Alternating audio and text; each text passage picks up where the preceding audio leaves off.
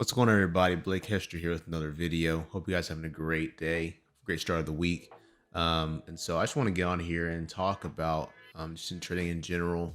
One thing that people don't really think about much about trading is greed. When you start off trading, you think, "Oh, dude, if I can just make a couple bucks or a few $100 a month, a week, a day, then like, man, my trading journey would be amazing. Like, life would be great." And so you get in there, you start trading, and one thing you don't realize when you start trading, for those of you who've been doing it, is greed is a big factor. A lot of times, you will have a bunch of greed, and it'll cause you to lose trades, or maybe you even win a trade, but it feels like a loss. And so I wanted to talk about that really quick and talk about just the thought pattern when it comes to greed. So like I said, it's one of the things you have to keep in check. One of the things that you can't look at, and you can't take greed into consideration, really. And so maybe I'll explain. So like, for example, today I took a trade. It was a 1 to 2 risk reward. And when my trade went to 1 to 1, I realized that there was like a resistance I saw. And so I could have held it and I could have went for my full take profit, or I could just close out the trade. And so I decided just to close out the trade. And so I gained 1% today, but I could have gained 2%. And so deep down in the back of my mind, do I think, oh man, I could have had 2% today. Like, I should have held it. Yeah, I think that because, like, it was my original plan. 1 to 2 risk reward was my original plan to make 2%, but I ended up closing. And so if you're not careful, days like today, it can feel like you like took an unnecessary loss in a way. Even though I won 1%, sometimes it can feel like, oh man, but I should have held it though. I didn't hold my original plan. Oh man, I should have 2%. I could have double what I made today. But you can't think like that. You can't think like that. It's good to see that my plan played out. And yeah, I could have held it, but you know what? It's a winning day. You can't forget that. Like, a lot of times we get so caught up in just how much money we have, how much profit there is, instead of just thinking in terms of like pips. Like, oh man, today I made 45 pips on gold. Today like was a good day. It was positive. You could have had a losing day today. You could have lost double what you made today. And if you think about it too, yes, price went in my favor, but at the same time, what if price didn't go in my favor? What if where I closed out at, I closed that trade and then price just reversed on me? Would I have been mad that I closed it then? No, right? And so, yes, it's good to stick with your plan. So it's not good I didn't stick with my plan, but at the same time, I was okay with the process I had, so I secured it. And that's okay. That's honestly okay.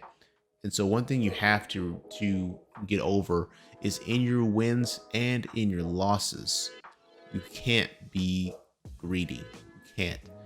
A lot of times, like I said, you will have a plan.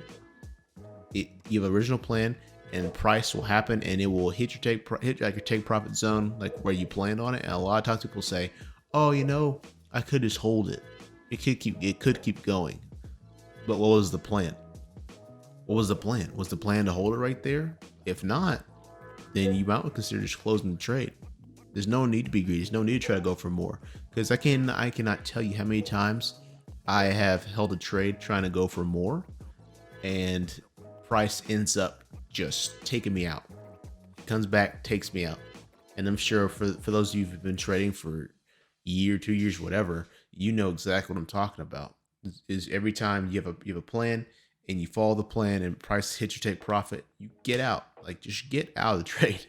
And so, yeah, I just want to talk about that really quick. Just the idea of greed and how greed can really sabotage you in both in ways of take profit, ways you take losses.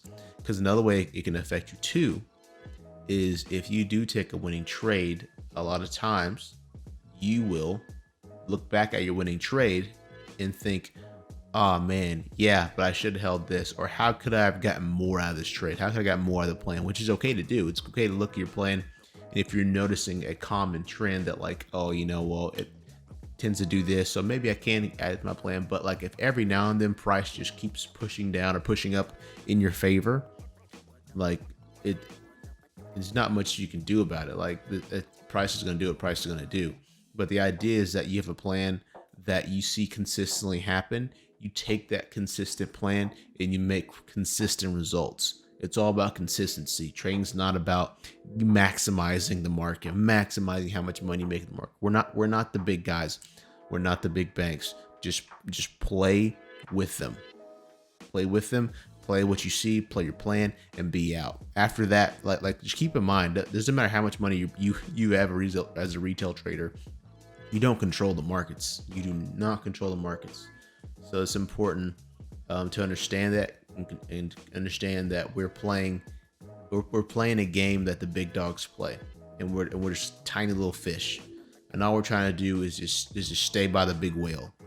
I don't know if you've ever seen the video or like things in the aquarium where there's I think it's a whale. No, it's not a whale. It's basically some just these giant fish swimming around, and there's these tiny little minnows, and the tiny little minnows will be swimming with the big fish, and they just stay underneath them. They stay all around them. They don't try to go against the big fish or anything like that. They just stay with the fish wherever it goes. It just hovers them. That's basically all we're doing in trading. You're just staying with the big whales, the big boys, and you just swim alongside them. We're not trying to act clever. We're not trying to predict where he's going to go. We're seeing where they're going to go, and we're just following. That's basically it.